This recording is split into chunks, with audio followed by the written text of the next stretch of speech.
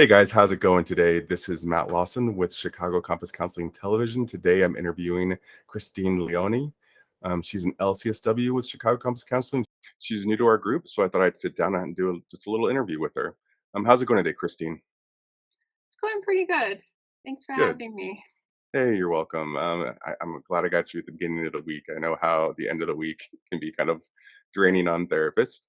Yes. Um, I just wanted to sit down with you today, have a couple of questions that I would ask, just to get to know you a little bit better and get a chance to people to just like understand you and understand your style. So first off, why did you decide to become a therapist?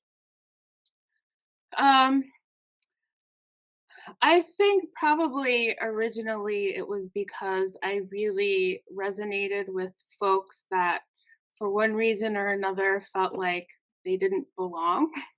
Mm, Um, I think partly because I felt that way growing up, to a certain extent. I'm half white, I'm half Ecuadorian. So there are many situations where neither here nor there I felt, you know, completely like I belong.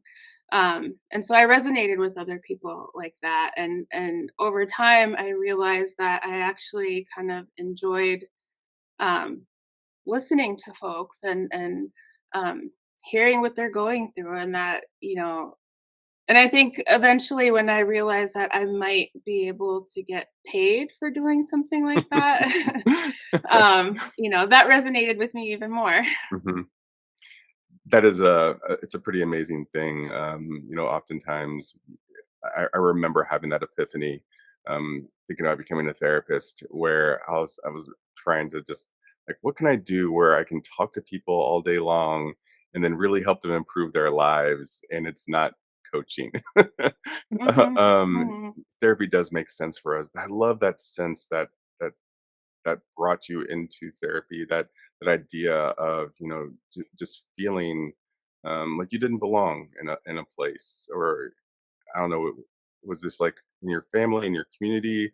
Like, what were some of the things that kind of left you feeling like, what's going on here? Like, how am I not connecting with some of these people?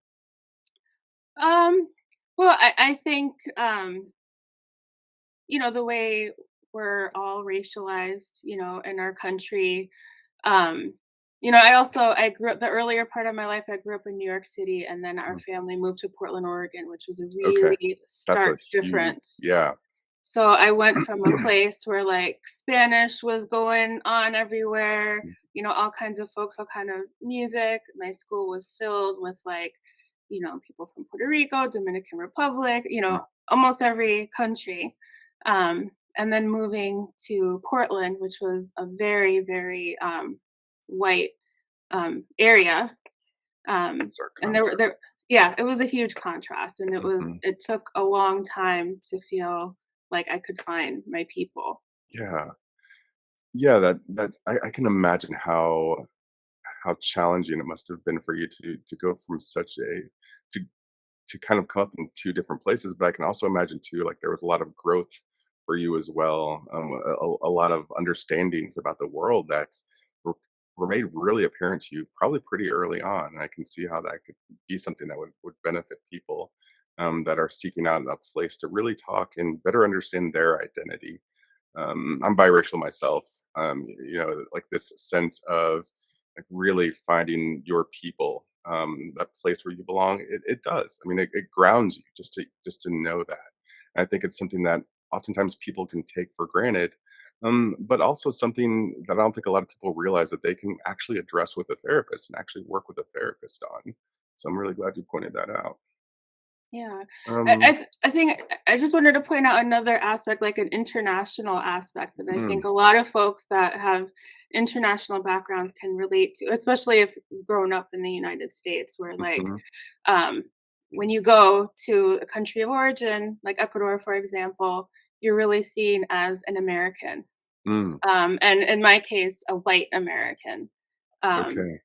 but here, depending on where I'm at, who I'm with, what's going on, it's a very different story. Then I might not fit in because I'm not white enough, or have different different political ideas than Mhm. a lot of other people. So there's also kind of that bicultural, Yeah. international piece.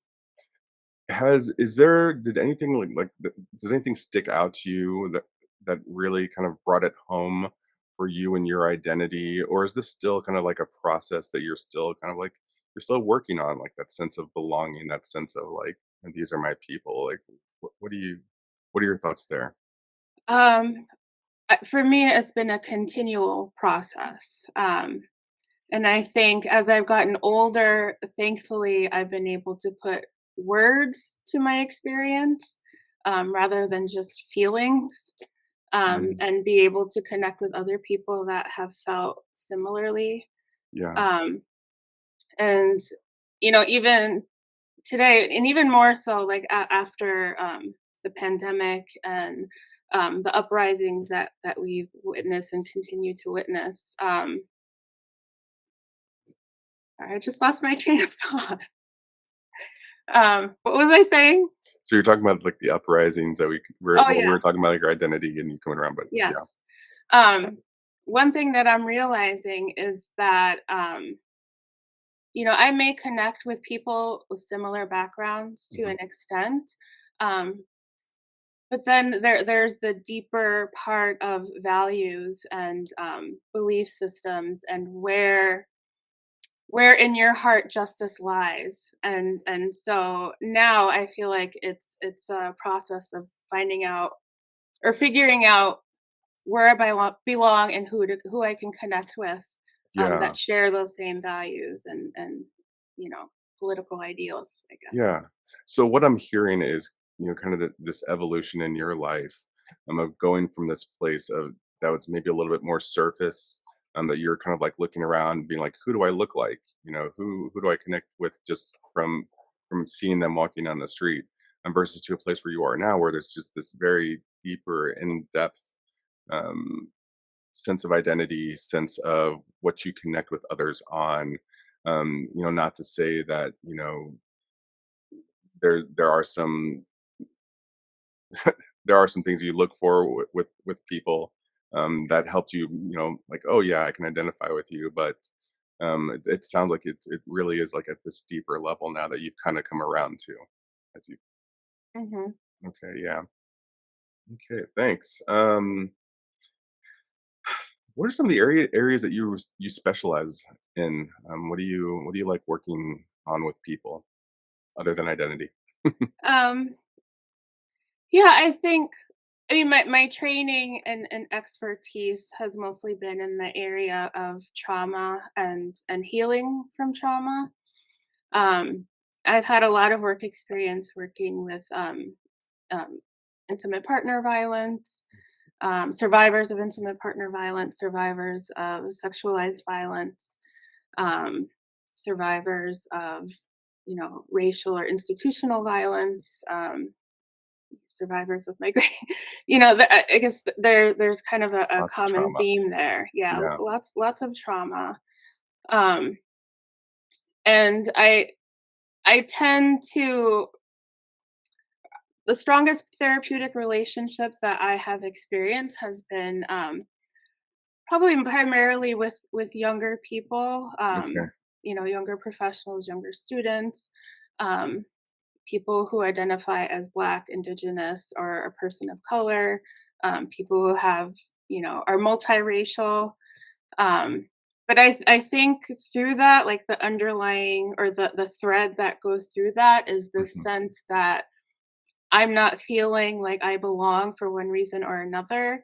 I'm not really exactly sure why, but I need to explore this. Okay. Um, Yeah. and I think that is kind of the common thread that has tied everything together for me. And I'm still kind of figuring out like Yeah. my identity even as a Mhm. clinician. Yeah, and having I mean, I've been a therapist for 10 years, and, like, I know you can attest to this, like, I think that is an ongoing process as a therapist, that there's always room for growth there. There's always understandings that we're kind of coming around to with our people. Trauma in particular, it's something that I have as I have grown in the therapy world, I'm starting to see just how intertwined it is in so many of the different things that I work on with individuals. Things that that a person wouldn't necessarily say that that's why they're coming to me for. Like, I'll get somebody that's like, yeah, I'm having some substance use issues. I'm having some anxiety. I'm having some depression. I'm having some relationship issues. And once you start kind of digging in there, sure enough, there's some trauma there. There's some unaddressed trauma there. Um, what would you say to somebody, or what do you think? Because I think trauma is not always the easiest thing for a person to want to talk to somebody about.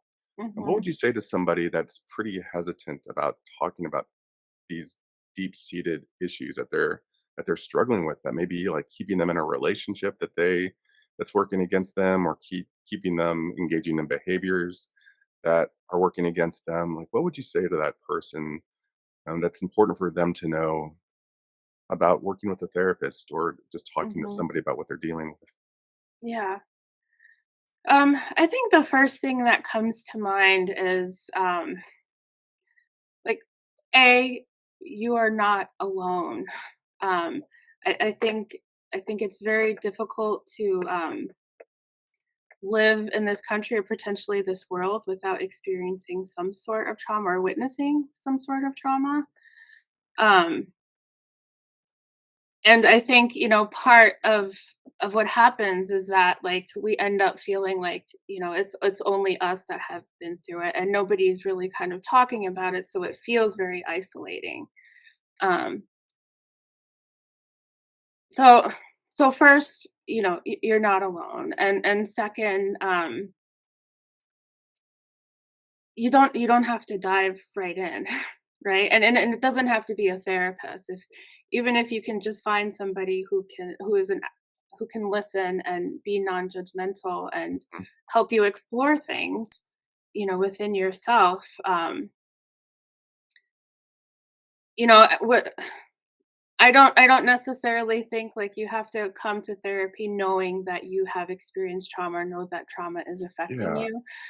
But just, maintaining a curiosity about yourself, Mhm. and maybe how you have been shaped by the world and and also have shaped the world. Yeah. Um, you know, it doesn't have to be, it's difficult, but it doesn't have to be so scary and it doesn't have to be lonely. Yes. I'm so glad you said that. I think just the word trauma is a pretty loaded it's a loaded word, right? Like, there's a Hmm. lot of association that people have with that. Like, I think people imagine trauma, and they imagine the worst, that they've had to have gone through something just horrific, in order to experience trauma. And that's oftentimes not the case. Like I said before, a lot of the times people don't even know they've been traumatized by some of these things that they've had Hmm. in their lives. And I think a lot of it does come down to semantics, like what therapists see as traumatic or traumatizing for a person, may not necessarily be what the person imagined as traumatizing. And it's not Right. something to be like, oh, you were traumatized by this. It's more for a therapist to be like, oh, this might be something that for us to explore a little bit more, for us to kind of look at a little bit more, and just consider a bit. Not that you were this Hmm. traumatized, broken individual, but actually, like, there are some things here that could be pointing to why this is happening now, that maybe we should take a look at. Yeah, definitely. Mm. And therapy is a great tool, but it's not the only tool. Mhm. There are Agreed. so many other sources of comfort and healing, and other kinds of practitioners that can also kind of help you along your journey. Yep. Yeah. Yeah, I know some great yoga therapists. Hmm. Definitely should not comfort through food. That's something I've learned. But yeah, it isn't. This is not the be all end all. If anybody has any hesitations about therapy, I think that's what I'm hearing you say is like, seek out something. seek out something somewhere that will kind of allow you to kind of get this out or allow you to at least start some of the work around it. So it's good. Mhm. Thank you. I appreciate that. Yeah, and connection, just to add Mm, that, I think mhm. connection is can be an incredible antidote. Yeah. Yes, So absolutely. All right. Those are all the hard hitting questions. My last question for you: what do you like to do outside of therapist? Outside of therapy, what do you enjoy mhm. doing? Um, I think my go-to has always been, dance. Hmm. Um, I wouldn't consider myself a professional dancer by any means, but, I have been taking dance classes, and when I need to de-stress, I will just turn on music and dance like no one's Just go. watching. So that has always been something really healing for me. Um, More recently, I have been, getting into gardening and, like, Ooh, keeping plants alive in my home, which I'd never been able to do before. it is not a given that Um plants will thrive. Yeah. Right, exactly. And I made the great, choice to leave my previous job, and work with you all, so I've been able just to kind of open up some energy and time for things that I enjoy, Yeah. ways that I can connect with my family, my friends, my community, myself. Mhm. So I'm starting to enjoy a little bit more free time. Very good. Very good to hear. And it's so important, given the work that you do, for you to have that free time. Self care is one of those things that it's kind of put out there for therapists, but to really find it and make the time for ourselves can oftentimes be a challenge. But it sounds like Yeah. you really are finding ways to make the most of those times you have away, from helping others. So thank you so much for talking to me today. That is all the questions I have for you. Again, Christine can be found through our website, www.chicagocompasscounseling.com. I, of course, will include the links in the comments.